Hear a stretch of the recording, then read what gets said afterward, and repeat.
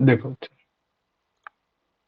अच्छा सर, दो हम्म, सपिकुल है क्लास में, वो कौन है? वो दो पता नहीं। छपिकुल एक ही है ना, छपिकुल हाँ, छपिकुल यहाँ एक पे ही हो दो ना। दिख रहा है। अच्छा, नेटवर्क इशू से हो सकता है ना। एक ही है, छपिकुल तो एक ही है। चलो अच्छा, देखो यहाँ पे है ना, क्या क्या आपको यहाँ पे पढ़ना है। एक टॉपिक है जो आप लोग को संधि में कई बार यूज हो रहा था, है ना। और साथ साथ जो है जब आप आगे पढ़ेंगे, है ना, व्याकरण में, तो वहां भी यूज होगा। तो प्रयत्न क्या क्या मतलब होता है बच्चा? किसको कहते हैं प्रयत्न? प्रयत्न चेष्टा। इसका मीनिंग क्या होता है?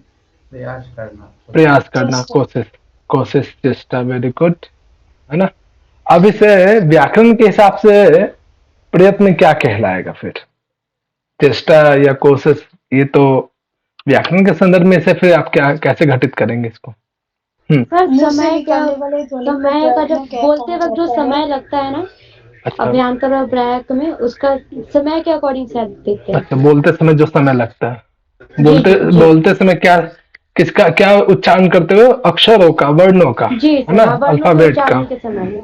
हाँ, है ना। तो कोई सा भी आप वर्ड, है ना, या फिर कोई सा भी अक्षर बोलते हो, है ना, तो क्या ये डायरेक्ट आपके मुख से निकलता है, या मुख से उच्चारित होने से पूर्व भी इसके विषय में आप सोचते हैं, है ना। तो ये जो प्रयत्न है, जिसका अर्थ है कोशिश या चेष्टा, आप लोग जो बता रहे हैं, है ना, यानी जो भी हम कोई अक्षर बोलते हैं, तो बोलने से पूर्व और बोलने के बाद, है ना, यानी किसी भी अक्षर या वर्ण के उच्चारण से पूर्व और उच्चारण के बाद, ये जो अक्षरों को उत्पन्न करने का जो प्रयास किया जा रहा है ना, वो एक प्रकार का प्रयत्न है ना। ये प्रयत्न दो प्रकार का होता है। कितने प्रकार के बच्चे? दो सर, दो। हाँ, अभ्यंतर और ब्रह प्रयत्न। हाँ, ये आभ्यंतर प्रयत्न क्या होता है, किसी को आइडिया? ये जो आभ्यंतर प्रयत्न है, जो वर्णों का जो है उच्चारण में प्रयोग किया जाता है ना।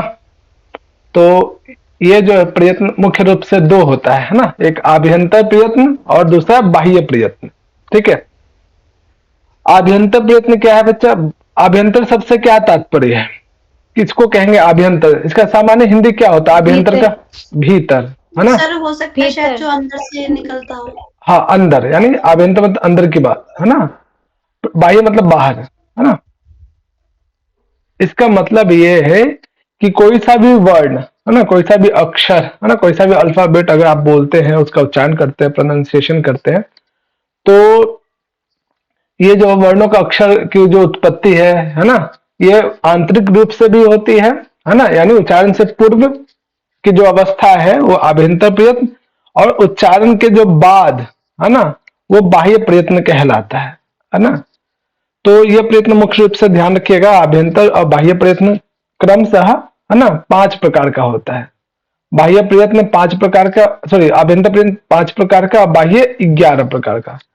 किसी को पता है कि आभ्यंतर प्रयत्न ये 5 प्रकार कौन कौन से हैं? एक दो का नाम किसी को भी आइडिया? सर सर वो एक ईशद, फिर ईशद, विपरीत, संवरित, संवित, विपरीत, ऐसे करके हैं। अच्छा, ऐसे करके हैं 5 है 5, सर, है ये ना। ना पाणिनि शिक्षा में भी है ये सब हम्म। आभ्यंतर प्रयत्नों के बारे में। हाँ, तो वहां भी हम लोग और पढ़ेंगे, है ना, यहाँ पे संधि के संदर्भ में, है ना। तो ये जो 5 प्रकार के, उससे कंठस्थ रखेंगे आप लोग, है ना। पहला क्या है? स्पृष्ट, है ना। पृष्ठो। स्पृष्ट प्रयत्न, ईषद स्पृष्ट प्रयत्न, ईषद विवृत प्रयत्न, विवृत प्रयत्न और संवृत प्रयत्न, है ना। ये क्या है? प्रयत्न का जो पहला पार्ट है आभ्यंतर, है ना, इसके जो है 5 भेद है। इसमें स्पृष्ट का क्या मतलब होता है? दो ही शब्द है इसमें, एक तो स्पृष्ट है, एक ईषत है ना। दूसरा आपको दिख रहा होगा विवृत, है ना, फिर संवृत, यही शब्द दिख रहा है ना। तो ईषद का मतलब क्या होता है? ईषद क्या है? एक अवयव है, इसका क्या मतलब होता है? ईषद का मतलब ईषत या फिर किंचित, एक ही अर्थ में प्रयोग होता है। अल्प, थोड़ा, हाँ, ठीक है, थोड़ा, किंचित, है ना, बोलते हैं ना। स्पृष्ट का मतलब स्पष्ट होना, हाँ ठीक है, वहां स्पष्ट है, यहाँ पे क्या स्पर्श है, ठीक है, ठीक है। विवृत मतलब दूर, है ना, और संवृत जस्ट इसका उल्टा है, समीप। ये इसका सामान्य अर्थ ये होता है। अब इसे व्याकरण के संदर्भ में कि स्पृष्ट प्रयत्न या ईषद स्पृष्ट, है ना, ये क्या होता है आगे देखिए यहाँ पे।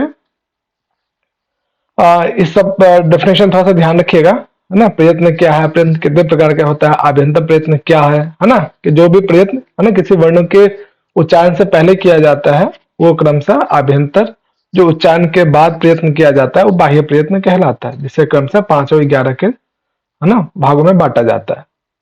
इसमें आपने देखा होगा कि जब भी आप कोई अक्षर बोलते हैं, है ना, तो जीवा का जो है ना, जीवा क्या होता है बच्चा, जीवा का दूसरा नाम क्या है, इसका दूसरा नाम मूर्धा। मूर्धा। सूत्र क्या है, मूर्धा से उच्चारित होने वाले कौन कौन सा अक्षर है, ऋतुषणं मूर्धा, हाँ, ऋतुषाणाम, ऋतुषणं मूर्धा। वेरी गुड, है ना। तो जब भी आप कोई अक्षर वगैरह उत्पन्न उच्चारण करते हैं, है ना, तो जीवा के अलग अलग भागों से उत्पन्न होता है ना। कई बार जीव के जो है, जीवा के जो अग्र भाग टच होता है, कई बार जो उपाग्र होता है ना, आगे वाला भाग, आगे से जस्ट पीछे वाला भाग, फिर मध्य भाग कहीं स्पर्श होता है, कहीं मूल भाग स्पर्श होता है। बच्चा कोई बताएंगे जीवा मूलम, ये जो है उच्चारण स्थान, इनसे क्या क्या उच्चारित होता है जीवा मूलम से, और ख। क ख, हाँ। तो उसका सूत्र क्या है सोमा,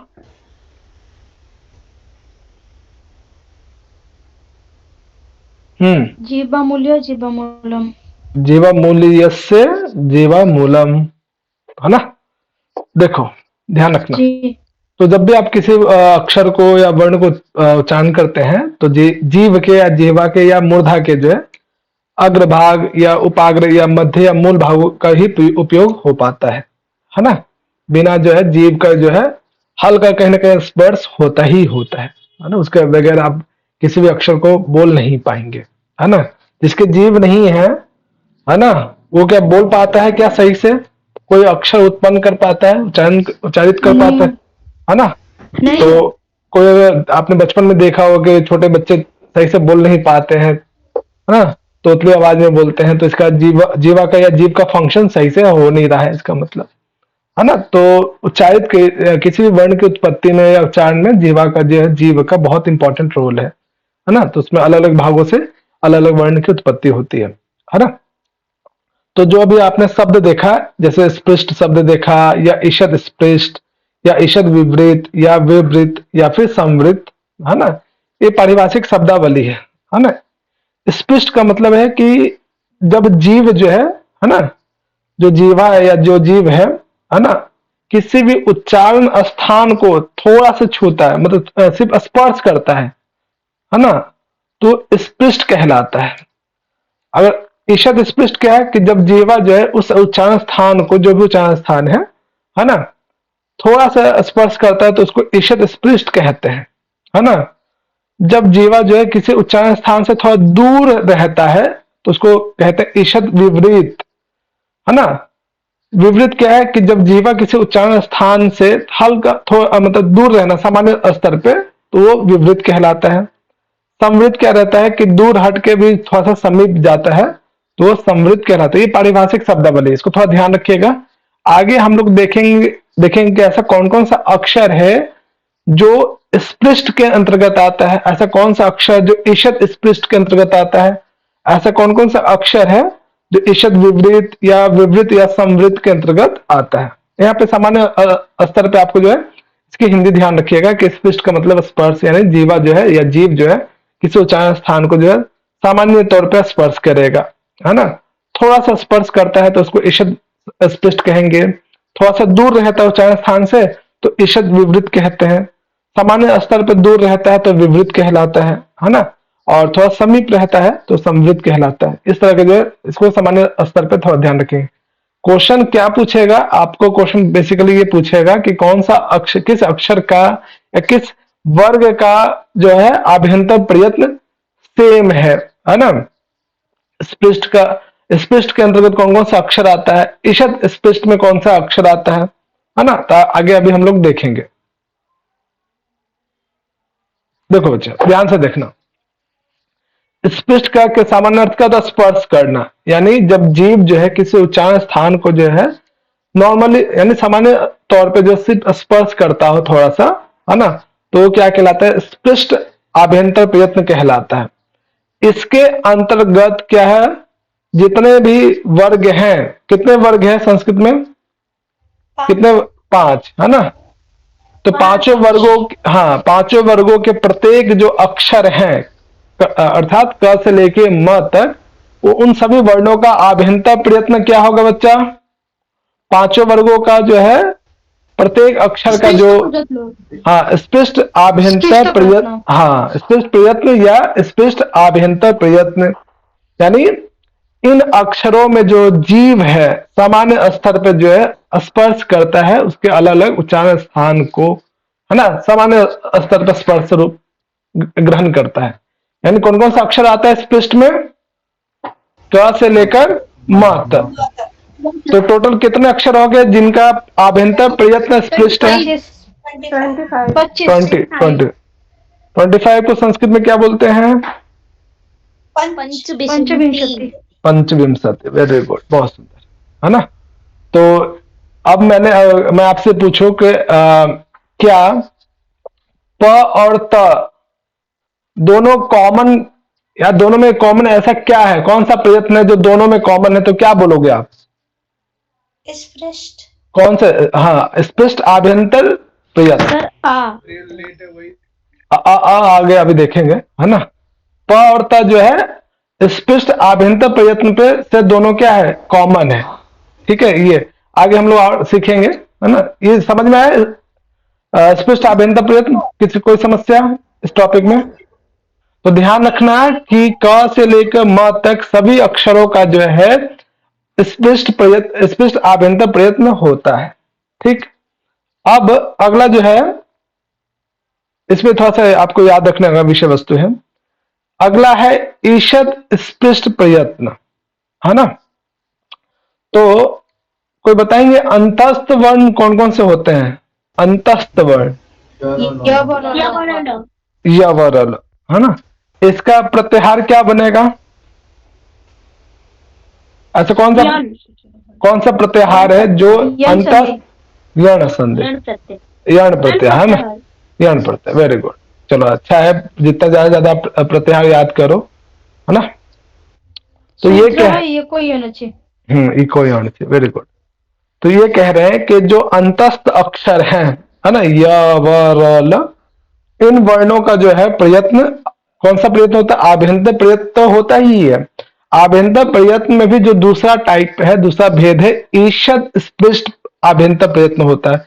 यानी इसमें य व र ल जो आप बोलते हैं, इसमें जो है जो जीव है ना, वो जो थोड़ा सा स्पर्श करता है उसके उच्चारण स्थान से, थोड़ा सा, है ना, पूरी तरीके से स्पर्श नहीं करता है ना, थोड़ा सा जो है नाम मात्र का जो स्पर्श रूप जो है ग्रहण करता है।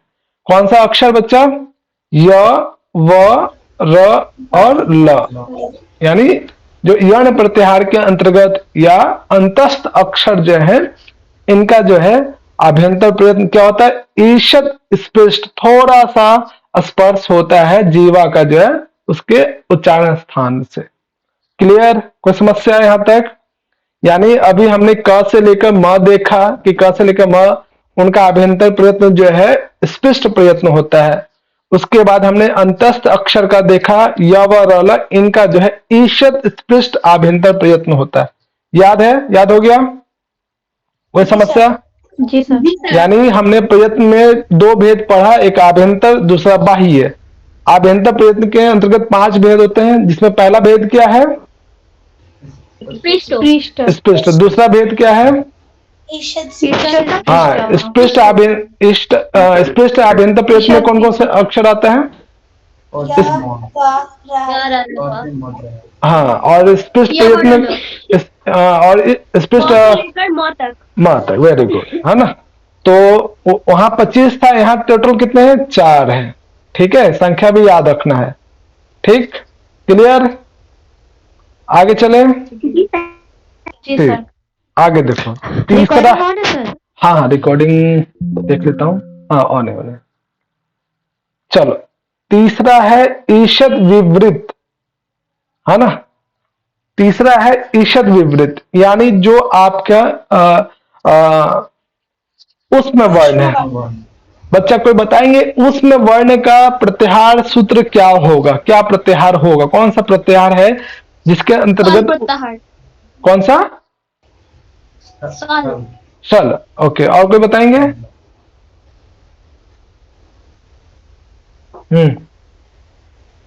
सर यही है। शल। वेरी गुड, है ना। शल प्रत्याहार के अंतर्गत कौन कौन सा अक्षर आता है? हाँ, यानी हाँ, जितने भी जो है ना, जितने भी जो है 13 और 14 नंबर का जो महत्व सूत्र है ना, उनमें जो अक्षर आ रहे वो सब उसमें वर्ण के अंतर्गत आता है ना। यानी तालव्य, ये कौन सा है? चलो, जिनसे पूछूंगा वो बताएंगे। हाँ, नीलम बताओ, तालव्य श का जो उच्चारण स्थान क्या है? उच्चारण स्थान। हाँ, उच्चारण स्थान का सूत्र भी बताओ। समझी नहीं। तालव्य श किस उच्चारण स्थान से बोला जाता है? उसका सूत्र क्या है? पाणिनि जी ने क्या सूत्र दिया? इचुएशनम तालु। इचुएशनम तालु। ओके, शिल्पी महोदया बताइए, मूर्धन्य श का उच्चारण स्थान क्या है और उसका सूत्र क्या है? ऋतु रसा नाम मूर्धा। Okay, very good. हाँ, तनु बताओ, दंत श का सूत्र क्या है? उच्चारण स्थान क्या है? ऋतु रसानाम दंतः। दंतः या दंताः? एक ही दांत है? एक ही तनु, एक ही दांत से बोलते हो क्या? नहीं सर, दांत एक ही है क्या आपका? है? नहीं सर। दंताः, है ना, बहुवचन है, ध्यान रखना। कंठ में एक वचन है ना, मूर्धा में भी एक वचन है, तालु में भी एक वचन है, लेकिन दंताः वहां बहुवचन है। बहुत सारे दांत मिलकर जो है, दांतों की संख्या क्या है? 32, किसी में 30, किसी में 28, यानी यहाँ 3 से ज्यादा है, 2 से अधिक है, इसलिए वहां पे क्या होगा? बहुवचन का प्रयोग होगा। ठीक है ना, ध्यान रखना। प वर्ग का उच्चारण स्थान क्या है प्रियंका? प वर्ग का?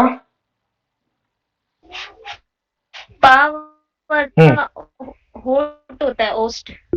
नहीं, पूरा सूत्र क्या है? सूत्र ओस्ट होता है ना। हाँ, अच्छा, सूत्र क्या है? बताना है। ऊपर हाँ, उपद्रमान्य ओस्टो, उपद्रमान्याम ओस्टो। ओस्टो या क्या है? द्विवचन कह रहे हो या एक वचन के? हाँ, वेरी गुड, द्विवचन। वेरी गुड, है ना। ओस्ट की जो संख्या है वो 2 है, इसलिए द्विवचन। Very good. चलो आगे देखें यहाँ पे। तो जो उष्म वर्ण है, दिख रहा है ना आप लोग को?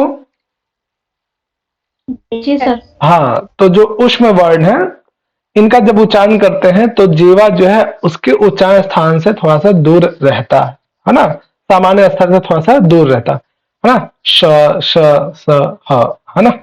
तो जब उच्चारण करेंगे तो किस आभ्यंतर प्रयत्न के अंतर्गत आएगा? जो है ईषद विवृत, है ना। उच्चारण से पूर्व जो है, जब इन सब अक्षरों को जो आप बोलते हैं तो आभ्यंतर प्रयत्न के अंतर्गत आएगा और वो ईषद विवृत के अंतर्गत आएगा। यानी हमने अभी देखा कि जो अंतस्थ वर्ण है उसका आभ्यंतर प्रयत्न क्या है? अंतस्थ वर्ण का? हाँ, ईषद स्पृष्ट। और जो उष्म वर्ण है इसका आभ्यंतर प्रयत्न क्या है? ईषद विवृत, है ना, ध्यान रखना। और सारे जो स्पर्श वर्ण है इनका कौन सा आभ्यंतर प्रयत्न है? स्पृष्ट।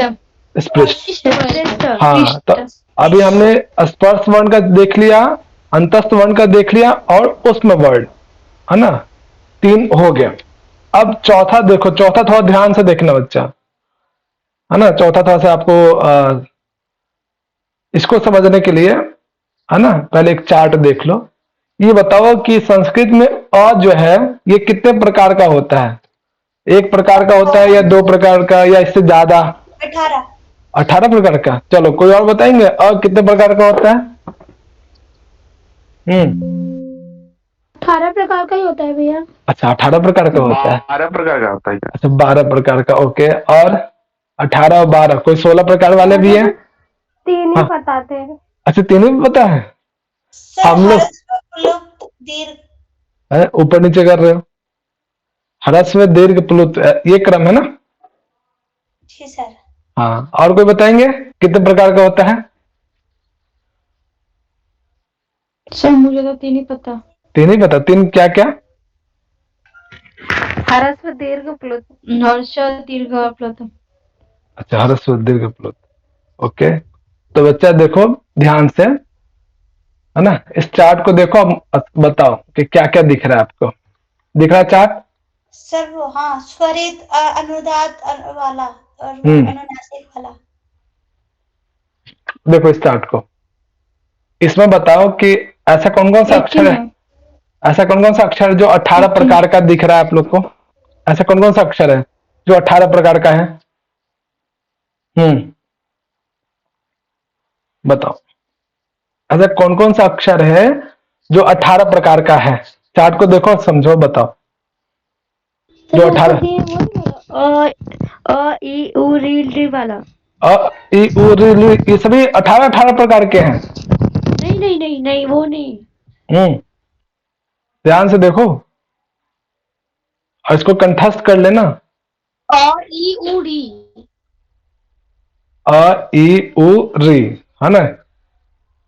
वेरी गुड, है ना? री का क्या है बच्चा? दीर्घ नहीं होता, ध्यान रखिएगा।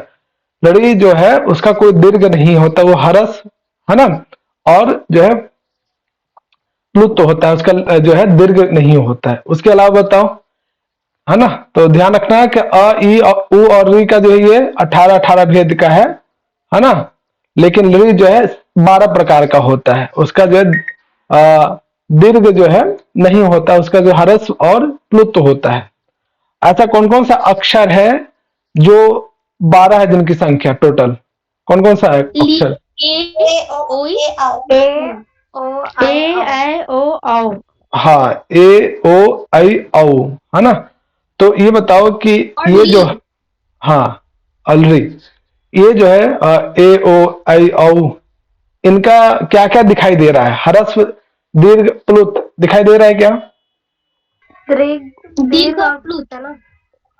ए सर ओ ह्रस्व है पर प्लुप्त नहीं है। क्या हो रहा है? ये इनका दीर्घ भी होता है, इनका जो है प्लुत भी होता है, लेकिन इनका हरस्व नहीं होता ह्रस्व नहीं होता। है ना? ये हरस्व है ना? ये दीर्घ वाला है, ये प्लुत वाला है ना? इस तरह से। तो ध्यान रखना है कि अभी बटा कैसे। सर हाँ अभी बता रहे हैं, बोलो बोलो। सर ये टेबल तो मुझे कुछ समझ ही नहीं आया। अभी बता रहे हैं। चलो देखो यहाँ पे,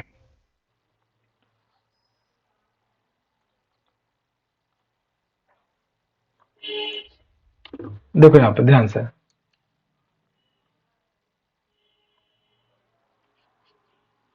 किसी भी अक्षर को जब आप बोलते हैं, है ना, जितना किसी भी अक्षर को बोलने में जो समय लगता है उसे क्या बोलते हैं? उसे क्या कहते हैं? प्रयत्न। मात्रा कहते हैं। मात्रा मात्रा कहते हैं ना बच्चे, जो समय लगता है, 1 मात्रा का समय लग रहा है या 2 मात्रा का समय लग रहा है, हाँ। जी सर। मात्रा कहते हैं। वो मात्रा का नाम क्या है? आ ई यू। आ ई उ, ये मात्रा है। हाँ? एक मात्रिक, द्विमात्रिक। एक मात्रिक, द्विमात्रिक, ऐसे हर्ष, त्रिमात्रिक कैसे बोलते हैं सर? हरस, त्रिमात्रिक। दीर्घ और प्लुत बोलते हैं ना, और प्लुत। जी सर। है ना? जी। तो जो भी अक्षर है ना, उनको हरस्व दीर्घ और प्लुत, जो आपके पास स्वर हैं, कितने स्वर हैं महस्वर सूत्र में? 9 स्वर है ना? चलो अ की बात करते हैं, चलो, है ना? अ अक्षर को जो है हरस्व दीर्घ और प्लुत इनसे गुना करोगे, या ये 3 प्रकार के अ होते हैं उच्चारण के आधार पे, हरस्व दीर्घ और प्लुत। उसके बाद स्वर के आधार पे, है ना, कि कब हमें मात्रा जो है हाई करना है ना, कब हम जो मीडियम रखेंगे, कब जो है बिल्कुल जो है समानांतर रखेंगे, है ना? जो क्रमशः उदात्त, अनुदात अनुदात, अनुदात स्वरित। स्वरित। ठीक है ना। उदात्त का क्या सूत्र है? उच्च नीच अनुदात समारोह स्वरित। ठीक है, वेरी गुड। अनुदातः निच्चेरो। तो ये जो अ है ना, ह्रस्व अ, दीर्घ अ, प्लुत अ, है ना, इसका साइन इस तरह से होता है। प्लुत को दिखाने के लिए 3 लगा देते हैं अ के आगे। ह्रस्व अ जो है ये 3 प्रकार से उच्चारण किया जाएगा, उदात्त के आधार पे, अनुदात के आधार पे और स्वरित के आधार पे, है ना। दीर्घ आ भी जो है उदात्त के आधार पे, अनुदात के आधार पे और स्वरित के आधार पे। ये जो प्लुत है ये भी 3 प्रकार से उच्चारण किया जाएगा, उदात्त के आधार पे, अनुदात के आधार पे, स्वरित के आधार पे। टोटल कितने हुए बताओ? 9 हुआ। है 9 हुआ। 9। क्लियर? हाँ। ये 9 जो है कई बार आप मुख से उच्चारित करेंगे, है ना, अनुनासिक और अनानुनासिक। इसका कोई मतलब जानते हैं? अनुनासिक एक नाक से बोला जाता है, एक अनानुनासिक, क्या मतलब है? मतलब एक मुख से बोला जाता है। एक अनुनासिक का मतलब नासिका से, हाँ। केवल नासिका नहीं, नासिका प्लस मुख दोनों का यूज होता है ना। और अनानुनासिक जिसका अर्थ होता है सिर्फ और सिर्फ मुख से, है ना। तो ये टोटल कितने हो गए? ये 2 प्रकार से। ये जो 9 अक्षर आपने अभी देखा इनको दोनों से मल्टीप्लाई करेंगे तो कितना आएगा? 18 प्रकार का। तो यही जो अ जो है, एक अ हम लोग आज के टाइम पे लोक में जो है ये 18 प्रकार का अ का उच्चारण नहीं करते हैं। वेदों में जो मंत्र हैं वहां पे जो है आप देखोगे कि कई जगह मंत्रों में जो है अनुनासिक फॉर्म में भी है, अनानुनासिक फॉर्म में भी सारे अक्षर जो है लिखे गए हैं। लौकिक साहित्य में आपको इस तरह के 18 के 18 स्वर दिखेंगे नहीं, है ना। तो इस तरह से जो है प्रत्येक का 18, जिसका दीर्घ हमें प्राप्त नहीं होता है तो दीर्घ वाला भाग नहीं होगा, तो उसमें सीधे सीधे के सीधे 6 कम हो जाएगा। जिसका ह्रस्व प्राप्त नहीं होता वो भी सीधे के सीधे 6 खत्म हो जाएगा, है ना। इस तरह से जो आप जब बांटोगे ना कि प्रत्येक अक्षर का या प्रत्येक स्वर वर्ण का जो है कुल कितने भेद होते हैं। अभी मैंने एक अ का दिखाया, वैसे ही आप ई का निकाल सकते हो, ऊ का निकाल सकते हो, है ना, री का निकाल सकते हो। री का जो है आप देखोगे तो तीनों होते हैं। ली का जो है वो एक नहीं होता है ना। ली का दीर्घ स्वर होता है, प्लुत होता है, दीर्घ नहीं होता है ना। इस तरह से आप कर सकते हो। किस किस आधार पे? मात्रा के आधार पे, उसमें उच्चारण करने में जो समय लगता है उस मात्रा के आधार पे, उदात्त, अनुदात्त और स्वरित के आधार पे, फिर अनुनासिक और अनुनासिक के आधार पे आप कर सकते हो, है ना। तो याद रखना, बस सामान्य स्तर पे इतना ध्यान रखना कि कौन कौन सा अक्षर का जो 18 भेद कौन से कितने हैं, किसके किसके 18 भेद है, किसके किसके 12 भेद है, किसका ह्रस्व होता है, किसका दीर्घ नहीं होता है। ये चार्ट जो है सामान्य स्तर पे याद रखना। देखो अब चार्ट को देखो, समझ में आ रहा है अब? देखो जो हम लोगों ने अभी बात किया कि ह्रस्व, है ना, दीर्घ और प्लुत के आधार पे तीनों को बांट दिया। फिर उसमें हमने क्रमशः उदात्त, है ना, तीनों में उदात्त वाला आएगा, उदात्त, है ना। फिर आपने देखा अनुदात भी है, स्वरित भी है, अनुदात भी है, स्वरित भी है, अनुदात भी और स्वरित। इन जो 9 निकले इनका जो है क्रमशः, है ना, एक फॉर्म अनुनासिक का बनेगा, एक फॉर्म अनुनासिक का बनेगा, अनानुनासिक। तो देखोगे तो टोटल जो है 18 प्रकार का जो अभी हम लोगों ने अभी मल्टीप्लाई करके सीखा है ना। तो ऐसा कौन कौन सा अक्षर जो 18 प्रकार का है बताओ? कौन कौन सा अक्षर? अ, ई, उ और री, ये जो 18 प्रकार का है। 12 प्रकार वाले कौन कौन से हैं? लिरी, ए ओ आई, ओ। ओके, 12 प्रकार, वेरी गुड। और ऐसा कौन सा है जिनका ह्रस्व हमें नहीं दिखता है या ह्रस्व नहीं मिलता है? ए, ए ओ आई औ। बहुत सुंदर। ऐसा कौन किनका है, क्या है जिनका दीर्घ हमें प्राप्त नहीं होता है? कौन सा अक्षर? ली। री। याद रहेगा? देखो किसी को डाउट तो पूछ लीजिए यहीं पे कि कैसे यहाँ पे जो है हमें याद रखना है ना। चार्ट भी याद रखने की जरूरत नहीं है, आप ऐसे भी ध्यान रख सकते हो, है ना। ये जो आपने अ ई उ री, है ना, ये जो चार है ये इनका ह्रस्व दीर्घ और प्लुत हमें मिलता है ना। इन चार का जो तो टोटल 18 का 18 होता ही होता है। ह्रस्व जो है कभी आपने बचपन में कभी नहीं सुना होगा कि ए का छोटा ए या बड़ा ए पढ़ते होंगे ऐसा, है ना, या छोटा ओ ऐसा नहीं बोलते होंगे, है ना।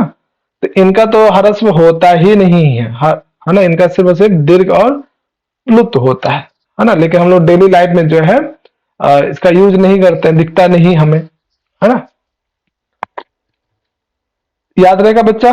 किसी को कोई डाउट इसमें? नहीं सर। अगर चार्ट याद होगा तब अगला जो विवृत है वो समझ में आएगा, तभी विवृत समझ में आएगा। जो चौथा भेद है आभ्यंतर प्रयत्न का, तभी आप समझ में आएगा, विवृत समझ में आएगा, तभी समृद्ध समझ में आएगा। इसलिए इस चार्ट को याद कर लो पहले। क्लियर? सर मुझे ना अभी भी समझ नहीं आया। नहीं आया? मेरे चलो पास में इसका एक चार्ट है, मैं आपको भेज दूंगी। सुनो सुनो, है ना। ह्रस्व दीर्घ और प्लुत के आधार पे सारे अक्षर को बांट दो, है ना। तो अ अक्षर भी ह्रस्व होगा, है ना, अ का दीर्घ भी होगा, अ का प्लुत भी होगा। तो अ कितने प्रकार का हुआ पहले बताओ? पहले स्तर पे 3 प्रकार का। अब इसी अ को जो 3 प्रकार का अ था, इसको उदात्त अनुदात्त और स्वरित के आधार पे बांट दो, तो टोटल कितने प्रकार के होंगे आपके पास बताओ? फिर से 3 हो गया। कितने हो गए? 3 3 6 होगा। 3 हो गए ना। उदात्त का भी 3। अरे ह्रस्व अ, दीर्घ अ, अप्लुत अ, है ना। 3 हो गए ना। सबके 3 3 हो जाएंगे ना बच्चा, गुना करो। ह्रस्व अ को उदात्त अनुदात्त स्वरित ये अलग से 3, दीर्घ अ को जो है उदात्त अनुदात्त स्वरित के आधार पर बांटो तो 3 3 3 6, फिर बच गया तीसरा प्लुत अ। प्लुत अ को उदात्त अनुदात्त और स्वरित के आधार पर बांटो, वो कितने मिले? टोटल कितने हो गए? 3 गुना 3 9 हुए ना। सॉरी ये 9। सुजाता, है ना। तो 9 हो गए। इन 9 को जो है ना, एक बार मुंह सिर्फ मुंह से उच्चारण करेंगे और एक बार बिना, है ना, एक बार मुख से और एक बार मुख और नासिका दोनों मिला के, है ना। तो जो सिर्फ मुख से उच्चारित होता है उसको अननुनासिक कहते हैं, है ना।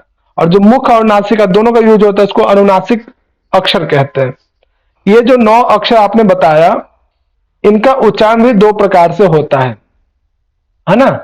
एक नासिका और मुख, मूल दोनों लगाकर, है ना, और दूसरा सिर्फ और सिर्फ जो है मुख के माध्यम से बोला जाता है। तो यहाँ पे क्या, यही अक्षर जो है 2 प्रकार से बोला जाएगा, एक अनुनासिक मुख और नासिका के सहित, एक बार अननुनासिक सिर्फ और सिर्फ मुख। तो 2 प्रकार का बोला जा रहा है, तो 9 गुनी 2 कितने हो जाएंगे? 18, है ना। इस तरह से भेद निकला है। यानी जो 9 अक्षर या 9 भेद आपने किए, इसको प्रत्येक अक्षर को अनुनासिक के माध्यम से बोलोगे तो कितने भेद निकलेंगे बताओ? 9 अक्षर को अनुनासिक के आधार पर उच्चारण करोगे तो कितने बनेंगे? उसके प्रत्येक के 9 ही बनेंगे। फिर उसी 9 को जो अननुनासिक से बोलोगे, अननुनासिक से सिर्फ और सिर्फ मुख से बोलोगे, वो भी कितने बनेंगे? 9 प्रकार के। तो टोटल कितने हो गए? 18 प्रकार के, है ना। तो ये जो अ है ना, ह्रस्व दीर्घ और प्लुत के आधार पे बांटेंगे, है ना। उन अह्रस्व दीर्घ और प्लुत के आधार पे जो बटा हुआ अ है, उनको पुनः, है ना, उदात्त अनुदात्त और स्वरित के आधार पे बांटेंगे। तो टोटल कितने हो गए? 3 इंटू 3, है ना, 3 इंटू 3 9, है ना, यानी 9 हो गए। इन 9 अक्षरों को एक बार अनुनासिक के आधार पे और एक बार अननुनासिक के आधार पे तोड़ेंगे, बांटेंगे या उच्चारित करेंगे, तो टोटल क्रमशः 9 9 यानी 18 प्रकार से एक अ अक्षर को बोला जा सकता है। और इसका यूज जो है, ये सिंगल अ जो है ये 18 प्रकार से उच्चारित किया जा सकता है, उसी का यहाँ पे एग्जाम्पल दिया गया। हर्ष उदात्त अनुनासिक, हर्ष उदात्त अनुनासिक, हर्ष अनुदात्त अनुनासिक, हर्ष अनुदात्त अनुनासिक, हर्ष स्वरित अनुनासिक, ह्रस्व स्वरित अनुनासिक, है ना। तो ऐसे करके काउंट करोगे तो टोटल यहाँ पे 18 जो है अ निकलेगा। उसी प्रकार से ई, उसी प्रकार से उ, री, लड़ी का जो है दीर्घ नहीं होता है ना, इस बात को थोड़ा ध्यान रखना। उसी प्रकार से जो है ए, ओ, आई, औ जो है ये 12 प्रकार का ही बनेगा, क्योंकि इनका ह्रस्व नहीं होता है। ठीक है, जाता वो जो गुम घुम घुम वो किस में आता है? वो बताएंगे, है ना, वो भी आ गया। यम अक्षर जब आएगा तब वो भी बताएंगे, है ना। जी सर। यहाँ तक समझ में आया? ये 18 प्रकार का कैसे हुआ, 12 प्रकार का कैसे हुआ, इसको कर लो याद, है ना। और अभी उसका यूज भी होगा विपरीत और समृद्ध में। किसी को डाउट है कैसे 18 है, कैसे 12 है? किसी को तो पूछ लो बच्चा। नहीं है सर। सबको आ गया? पूछूंगा मैं अभी। उदय बाबू बताइए, कौन कौन सा अक्षर है जिनका जो है दीर्घ नहीं होता है? दीर्घ नहीं है जिनका, कौन सा अक्षर है जिनका दीर्घ हमें कुछ भी नहीं मिलता है?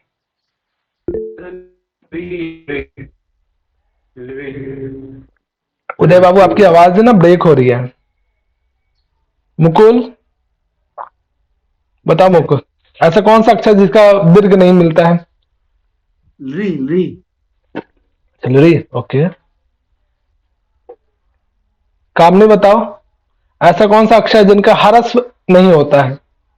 ह्रस्व, अनुनासिक, अनुनासिक, उदात्त, अनुदात्त, स्वर कुछ भी नहीं होता है। बताओ कामनी। कामनी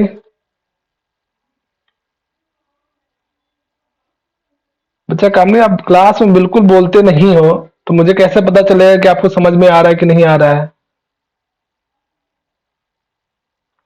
सिर्फ सुनोगे तो इससे काम नहीं चलेगा। काम नहीं। प्रभात बाबू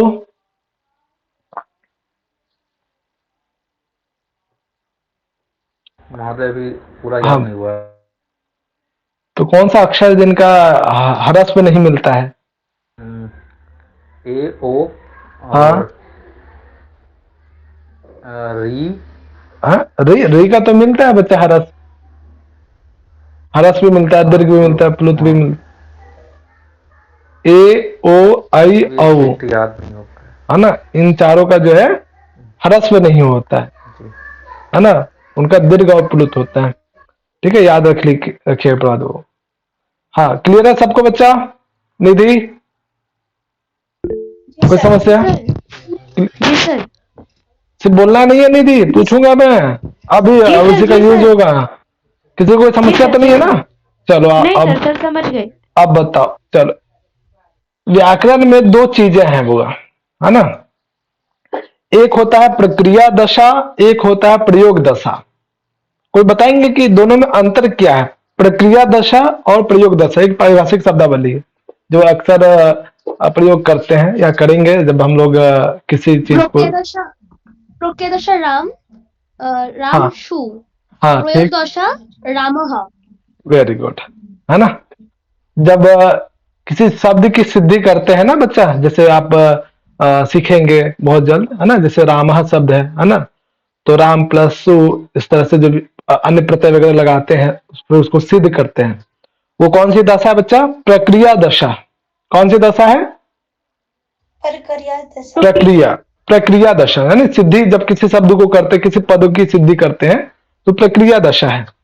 प्रयोग दशा क्या? जब हम प्रयोग करते, जैसे बातचीत के क्रम में, जैसे रामः, मुकुलः, प्रभातः बोल रहे हैं, है ना, तो क्या है? प्रयोग दशा है।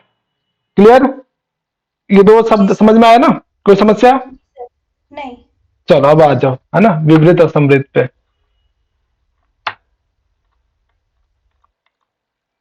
चलो बच्चे, स्पष्ट प्रयत्न के अंतर्गत क्या क्या अक्षर आता है? कौन कौन सा अक्षर आता है? क से लेकर म तक। क से लेकर म तक। ईसत स्पष्ट, दोनों होता है। हाँ, ईसत स्पष्ट में क्या आता है? अंतस्थ वर्ण। यर अलावा। ईसत विपरीत में ऊष्म वेरी गुड। चलो अब आते हैं विवृत में। तो बताओ आप लोग सोचो कि विवृत में क्या आ सकता है, किसी को आइडिया? कि हमने यहाँ बात कर लिया व्यंजन वर्ण का। व्यंजन वर्ण के अंतर्गत क से म भी हो गया, अंतस्थ भी उसमें हो गया। कौन पंचम वर्ण रह गया। पंचम वर्ण रह गया है? अच्छा पंचम वर्ण रह गया है। अच्छा और कुछ? पंचम वर्ण, ये बताओ पंचम वर्ण कैसे रह गया नीलिमा? पंचम वर्ग तो का से माँ तक आता अरे है ना। प्रश्न में आ गया। क से म में पंचम वर्ण आएगा कि नहीं आएगा ये बताओ। हाँ सर, मैं कंफ्यूज हो गई आ थी। गया आएगा सर। हाँ? कैसे भूल गए हैं? चलो कोई बात नहीं। अब कौन सा अक्षर रह रहा है? स्वर वर्ण रह रहा है ना? स्वर। और लास्ट सर संयुक्त वर्ण रह गया। होता है ना वो रह रहा है। अच्छा तो क्या महेश्वर सूत्र में संयुक्त अक्षर था क्या? नहीं। नहीं ना? तब आ जाओ इधर। अब आ जाओ विवृत में। विवृत में क्या है कि जितने भी स्वर हैं, जितने भी क्या है स्वर, स्वर के लिए कौन सा प्रत्याहार है? स्वर के लिए अच अच। Very good. अच, अच प्रत्याहार। ठीक है। अभी आपने सीखा कि जो अच है, जो स्वर है ना, प्रत्येक स्वर जो है अलग अलग प्रकार का होता है। किसी का 18 भेद होते हैं, किसी का 12 भेद होते हैं, किसी का दीर्घ नहीं होता है, किसी का ह्रस्व नहीं होता है। ये सब अभी सीखा ना? हाँ बोलो। जी सर। ठीक है। तो सभी स्वरों का जो है आभ्यंतर प्रयत्न क्या होता है? विपरीत होता है सामान्य स्तर पर। ये याद रखना कि सभी स्वरों का जो है आभ्यंतर प्रयत्न क्या होता है? विवृत होता है। क्या होता है? विपरीत होता है। विवृत होता है। ठीक है, इसको थोड़ा सा ध्यान रखना।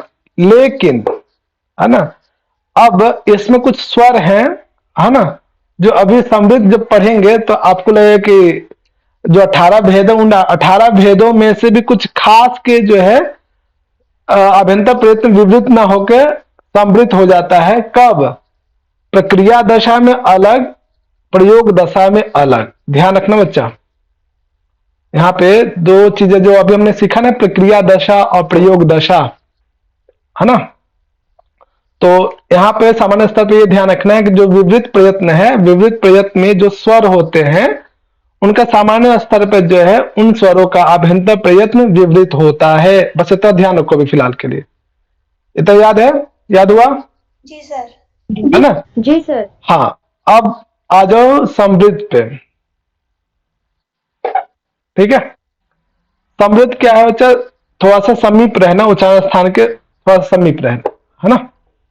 कब? जब कोई जीवा जो है किसी उच्चारण स्थान के थोड़ा सा समीप रहते हैं तो समृद्ध प्रयत्न कहलाता है। इसमें क्या है कि इसमें जो ह्रस्व अवर्ण है, ह्रस्व अवर्ण का मतलब कितने अक्षर की बात की जा रही है बच्चा?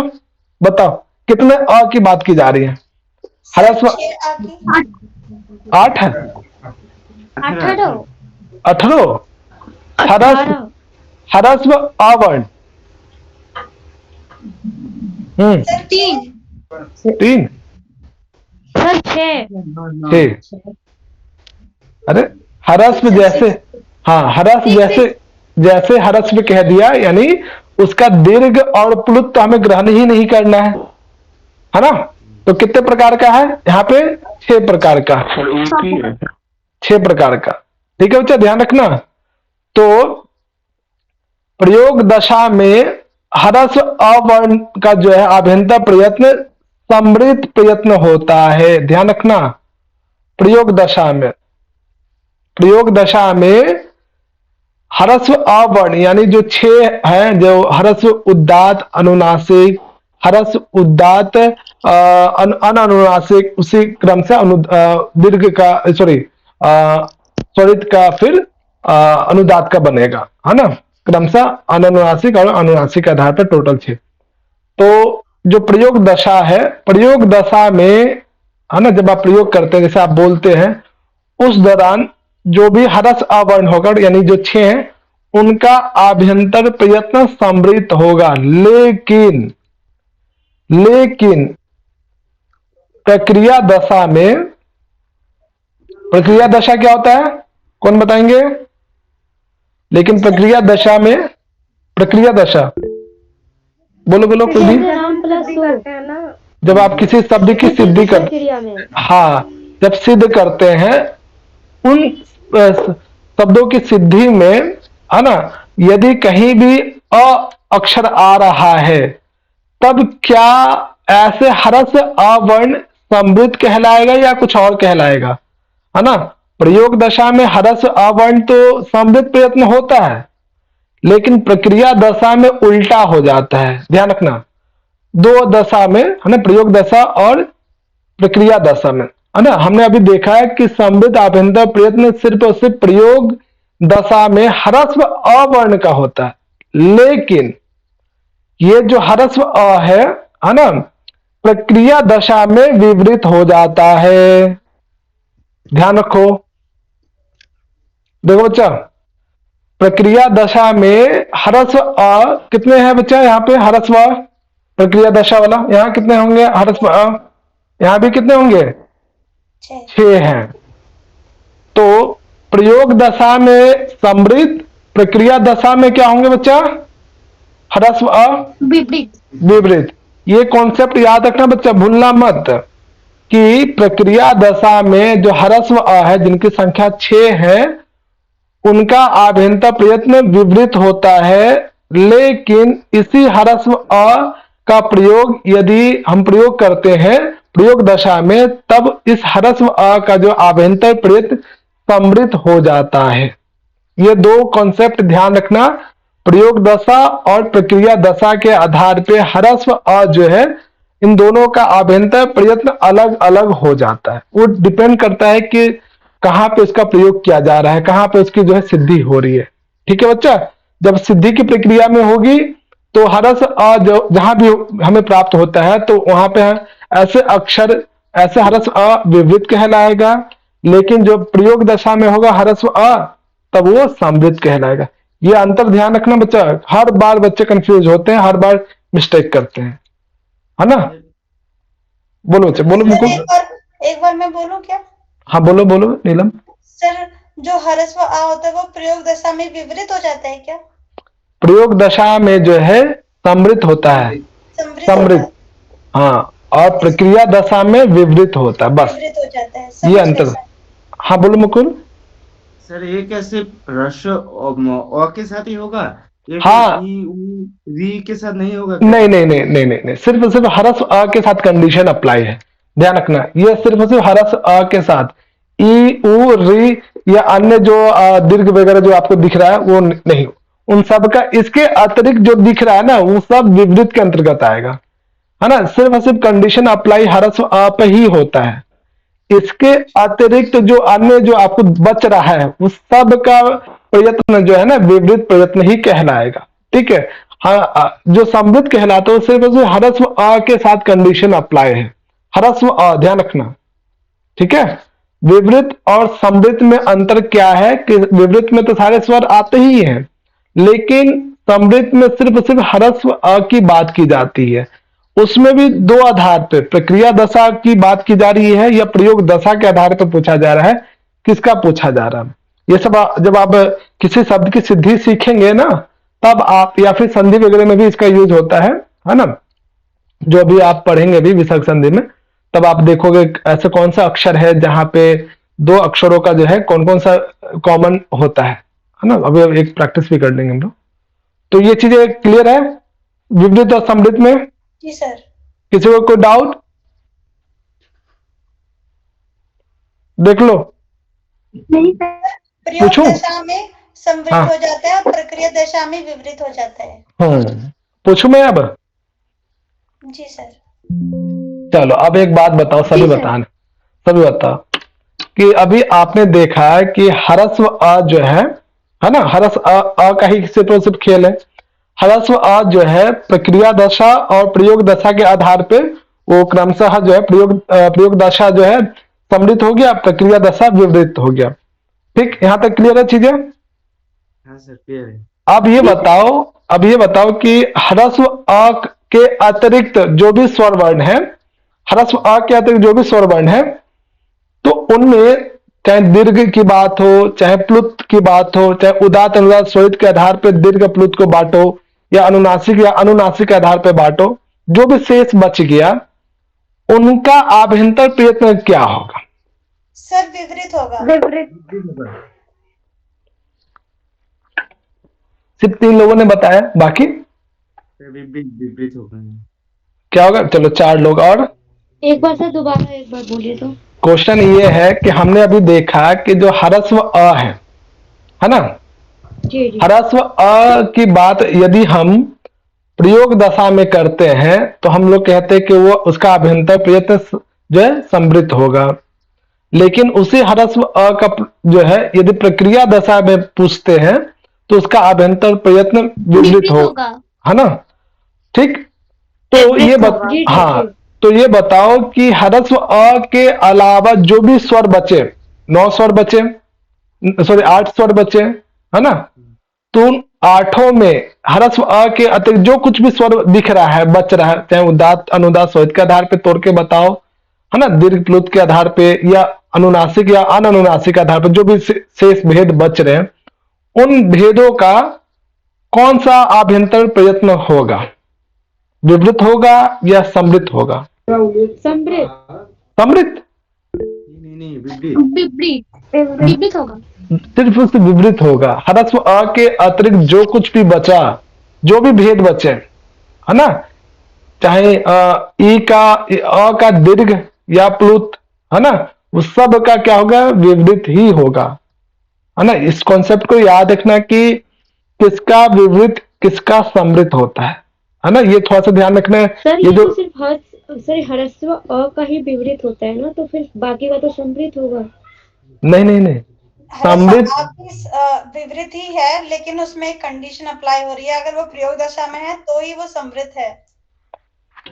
हाँ हाँ, ये तो हाँ, और प्रक्रिया दशा में है तो वो विपरीत होता है। तो विपरीत है। हाँ हाँ, और इसके अलावा जो भी शेष बच रहा है ना स्वर, वो तो सामान्य स्तर पे तो विवृत रहेगा ही रहेगा, ठीक है। सामान्य स्तर पे। बस इस चीज को याद रखना। क्लियर है चीजें यहाँ तक?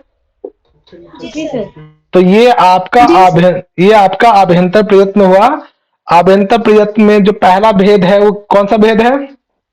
आभ्यंतर प्रयत्न का पहला स्पृष्ट प्रयत्न। स्पृष्ट प्रयत्न के अंतर्गत कौन कौन सा अक्षर आता है?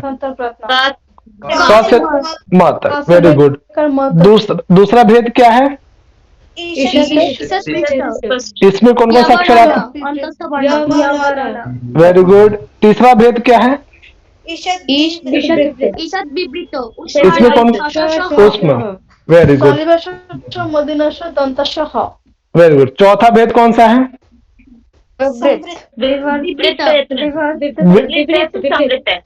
विपरीत फिर समृद्ध, है ना? विपरीत में सारे स्वर आते हैं, ठीक, और समृद्ध में सिर्फ उसमें ह्रस्व अ की बात की जा रही है। ह्रस्व अ में भी प्रक्रिया दशा वाला ह्रस्व अ वो समृद्ध, और प्रयोग दशा वाला ह्रस्व अ वो विपरीत। उसके अतिरिक्त जो बच गया, है ना, वो सब क्रमशः विपरीत में ही चला गया। यहाँ तक कॉन्सेप्ट क्लियर? आभ्यंतर प्रयत्न सबको क्लियर है? जी सर। और ये भी ध्यान रखना कि स्पृष्ट का अर्थ क्या है, ईषद स्पृष्ट का अर्थ क्या है, विपरीत का क्या है, ईषद विपरीत का क्या अर्थ है ना, और समृद्ध का अर्थ क्या है ना? इसका कैसे डेफिनेशन निकालोगे कि जब जीव या जो जिह्वा है उच्चारण स्थान से स्पर्श करता है, सामान्य स्पर्श करता है तो स्पृष्ट है, थोड़ा सा स्पर्श करता है ईषद स्पृष्ट है, थोड़ा सा दूर रहता है ईषद विपरीत है, सामान्य स्तर पर दूर रहता है वो विपरीत है, और जो समृद्ध है थोड़ा समीप रहता है वो समृद्ध है। ठीक है, ये आप जो है इसको क्रमशः शब्दों के अर्थ को भी ध्यान रखना, तब आपको जो है किसी भी 2 अक्षर के बारे में बता पाओगे कि 2 अक्षर में किस आधार पे किस आधार पे दोनों कॉमन है ना? अभी हम लोग सीखेंगे भी। आभ्यंतर में कोई समस्या किसी को? नहीं सर। है ना? नहीं सर। अब अगला है बाह्य प्रयत्न। बाह्य प्रयत्न क्या होता है? जब उच्चारण की प्रक्रिया, है ना, उच्चारण के लिए जो है बाहरी इफर्ट लगता है ना, तो वो जो है बाह्य प्रयत्न कहते हैं। ये कितने प्रकार का होता है? 11। 11। चलो आ जाओ।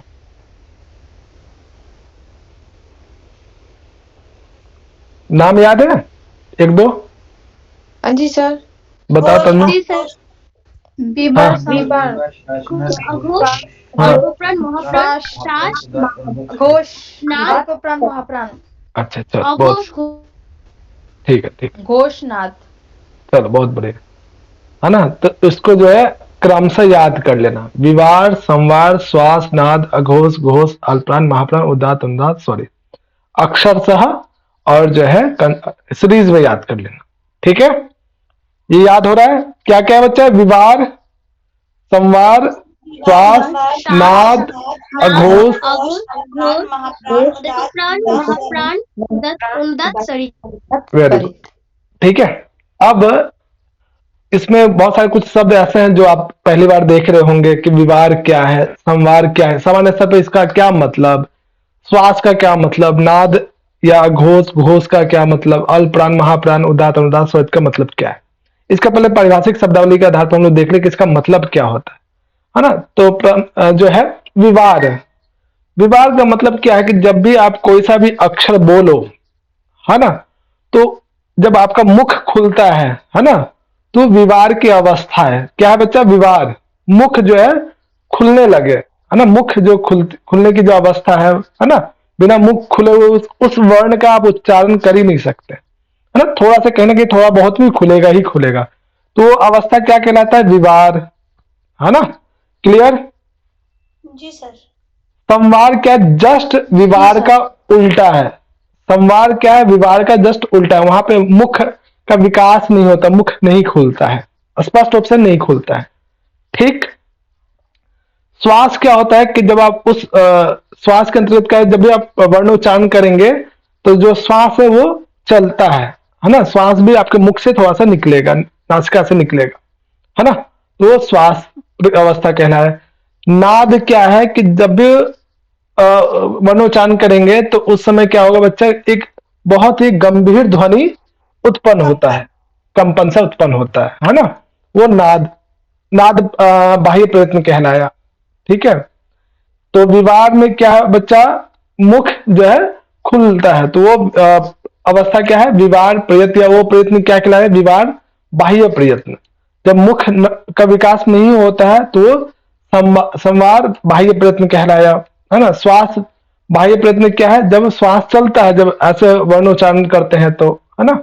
और नाद क्या है? एक गंभीर ध्वनि उत्पन्न होती है, तो वो नाद बाह्य प्रयत्न कहलाता है।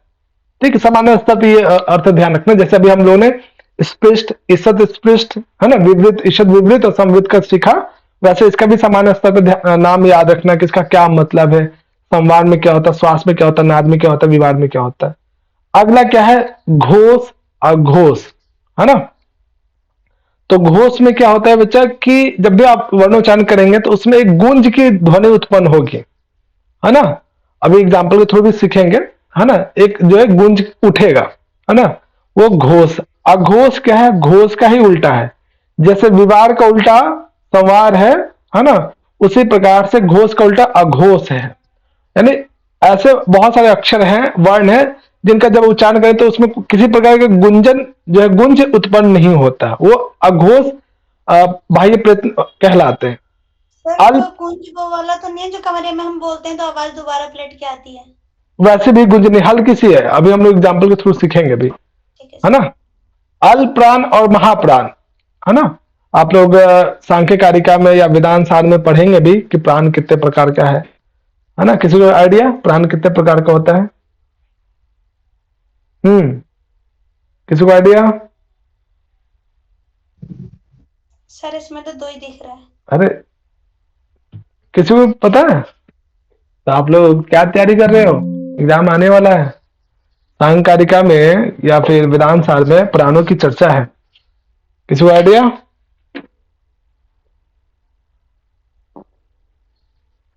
पांच प्रकार का सर। प्राणवायु की बात की गई, 5 प्रकार की प्राणवायु।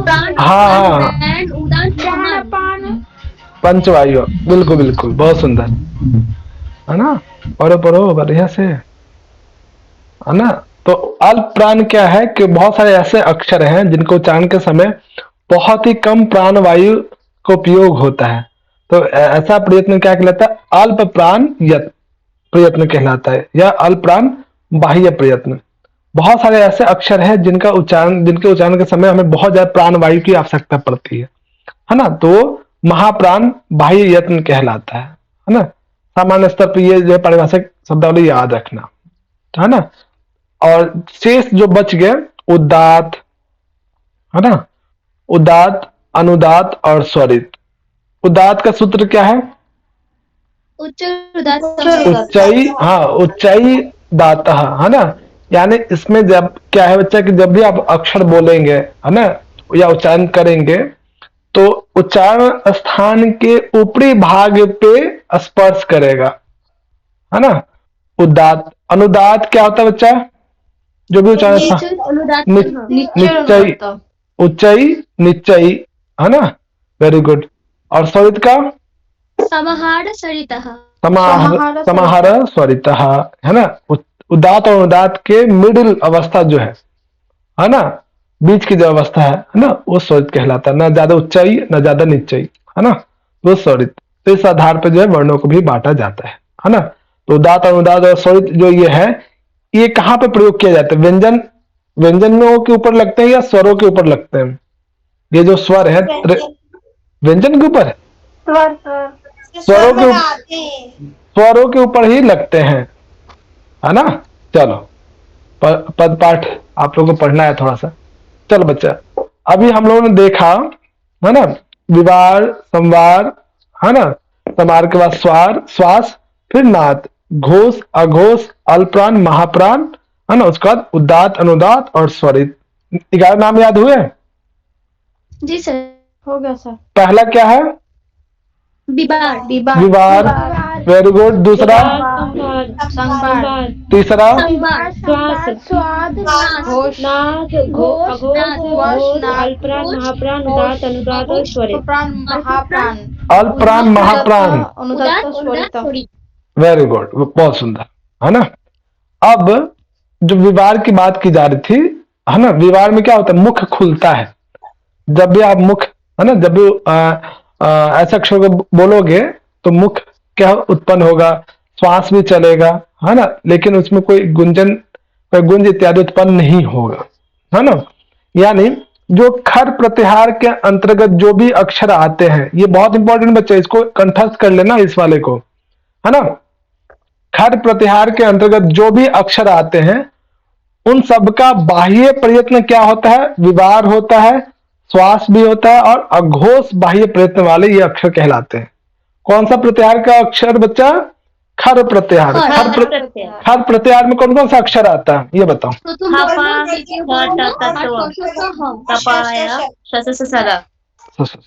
है ना, पहला, दूसरा और हाँ उष्ण, हाँ, तीनों स, है ना। यानी खर प्रत्याहार में पहला, दूसरा, है ना। क बोलो, है ना, ख बोलो।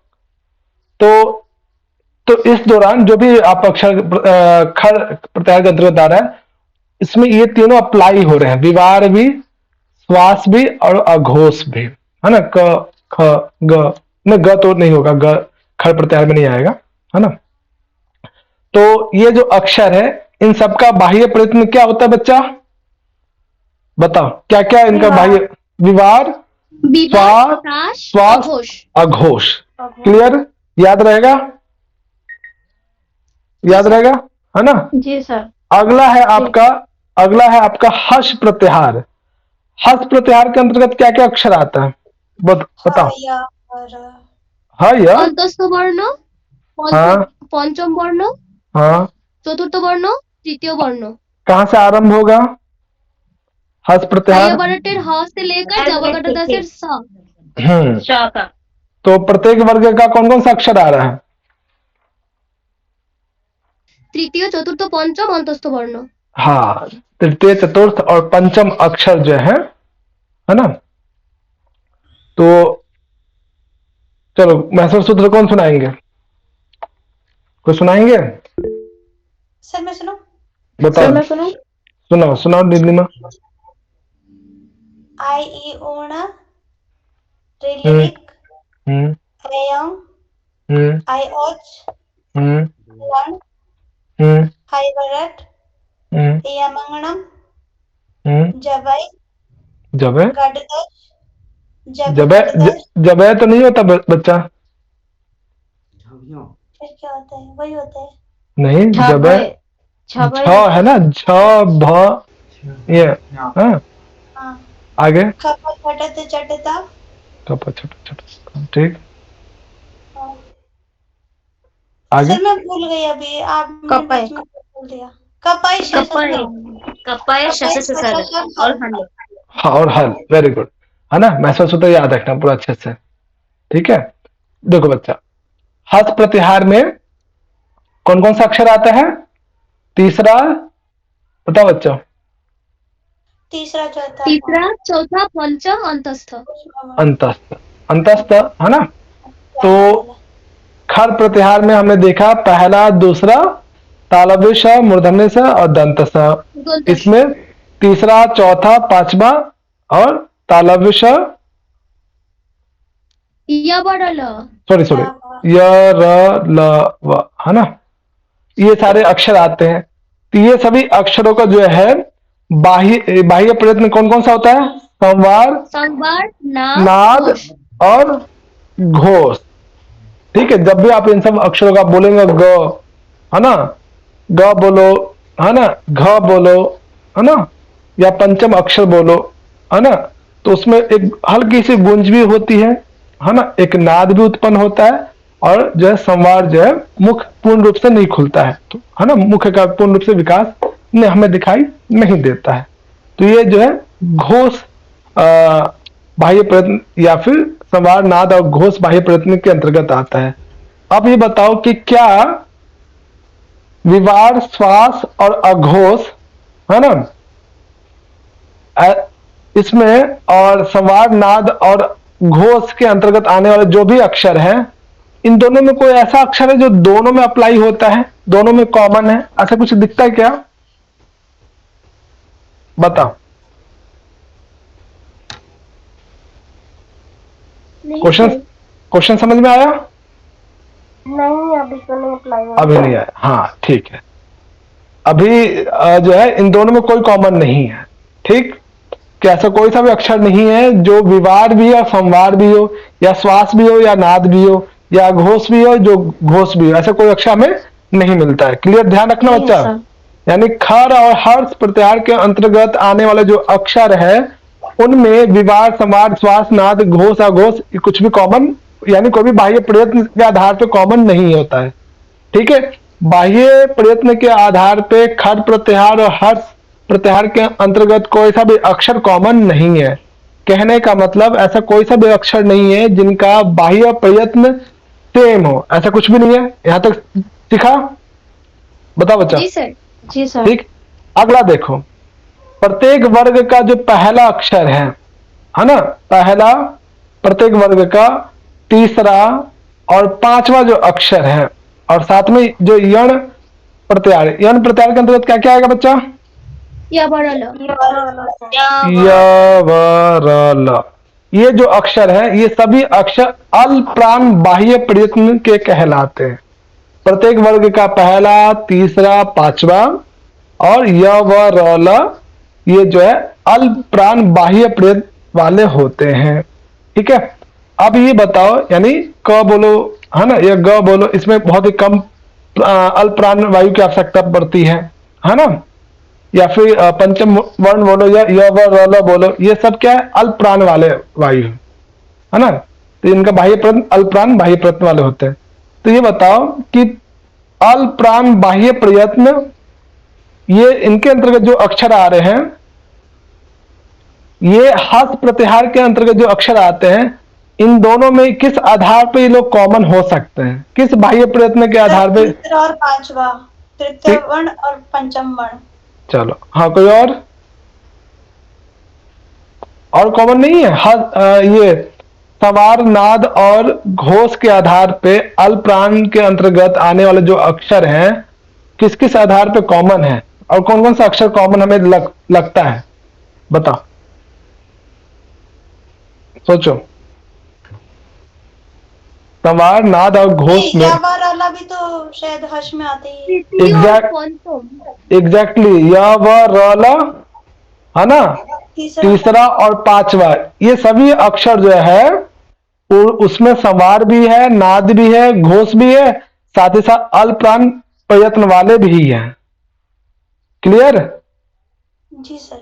बच्चा, समझ में आ रहा है? हमें इसका प्रयोग जो है ना, जब आप संधि पढ़ोगे या फिर जब शब्द की सिद्धि करोगे ना, तो वहां पे आगम होगा, आदेश होगा, है ना, तो इन सबका देखा जाएगा कि ऐसा कौन सा अक्षर लाया जाए, है ना, जहां पे जिसका जो है संवार या नाद या घोष या बाह्य प्रयत्न के आधार पे सेम हो या आभ्यंतर प्रयत्न के आधार पे सेम हो, ऐसा कौन कौन सा अक्षर होता है, वो सब आप वहां पे अप्लाई करोगे। यहाँ पे एक थ्योरी यहाँ पे हो रहा है ना, प्रैक्टिकली जब आप शब्द की सिद्धि करोगे ना, तब वहां पे सीखोगे। तो ऐसे ही माइंड को लगाना है कि ऐसा कौन कौन सा अक्षर है जो दोनों आधार पे, जिसका बाह्य प्रयत्न सेम है, जिसका जो है आभ्यंतर प्रयत्न सेम है, या ऐसा कौन सा अक्षर जिसका विवाद सेम है, या ऐसा कौन सा अक्षर है, दो अक्षर जिसका संवार या नाद या घोष या अल्पप्राण या महाप्राण प्रयत्न सेम है।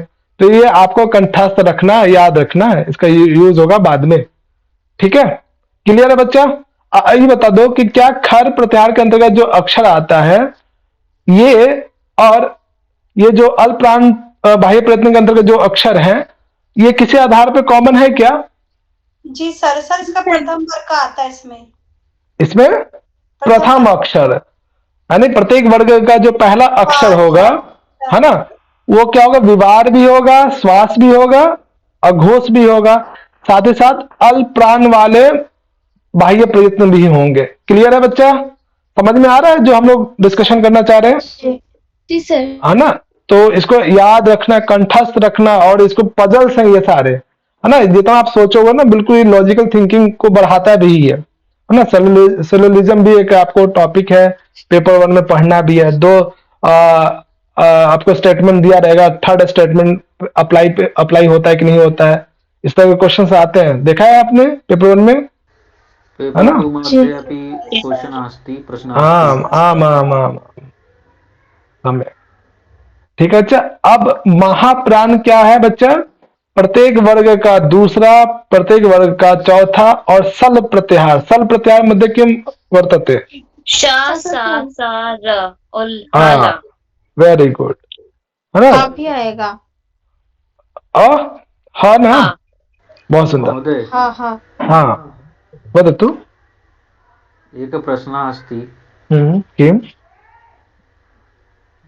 प्रश्नः अस्ति कि एषः सर्वे संख्या अक्षरा कंठस्थ एव भवति, परञ्च एतस्य मात्रा बहु अधिका अस्ति। एतस्मिन् कारणे किं प्रकारेण प्रयासः कर्तुं शक्नोति? बारं भवान् तु प्रथम दिवसे आगतवान् न, तेन कारणेन समस्या उत्पन्ना अभवत्। भवान् प्रतिदिनम् आगत्य अभ्यासः करोतु, तदनन्तरं सम्यक् लगति। सम्यक्, चिन्ता न करणीया, वयं सर्वे अत्रैव सन्ति, शनैः शनैः सर्वे आगत्य। सुनतु बच्चा, महाप्राण मध्य, महाप्राण के अंतर्गत जो बाह्य प्रयत्न है, इसके अंतर्गत कौन कौन सा अक्षर आता है?